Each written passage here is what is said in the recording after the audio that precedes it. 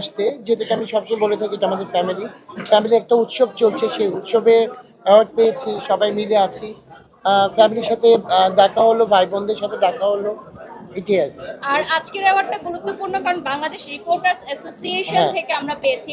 So আপনারা যারা আমাদের সংবাদগুলো পৌঁছে দেন তাদের জন্যই কিন্তু আজকে আমরা এখানে এসেছি এবং তাদের সম্মানটা পাওয়া আমাদের জন্য অনেক বড় ভাগ্যের একটা বিষয়, কারণ রিপোর্টার্স অ্যাসোসিয়েশন আমাদেরকে যোগ্য মনে করেছেন। ধন্যবাদ সাংবাদিক ভাইদের এবং বোনদের।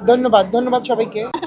ভালোবাসার সংজ্ঞা আমার কাছে হচ্ছে এই যে আপনারা এত ভালোবাসা দেন, হ্যাঁ, একদম। যে পাশে নেই, কাছে নেই, ছুঁয়ে দেখতে পাচ্ছে না, শুধু ক্যামেরার পর্দায় দেখে আমাদেরকে এত ভালোবাসা দিচ্ছে।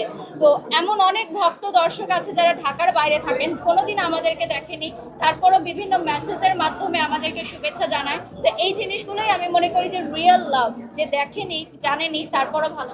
দর্শকদের উদ্দেশ্যে এটাই বলবো যে আপনারা আমাদের বাংলাদেশের আর্টিস্টদের কাজ দেখবেন, বাংলাদেশের আর্টিস্টদেরকে সাপোর্ট করবেন, আমাদের জন্য দোয়া করবেন। ধন্যবাদ। Thank you.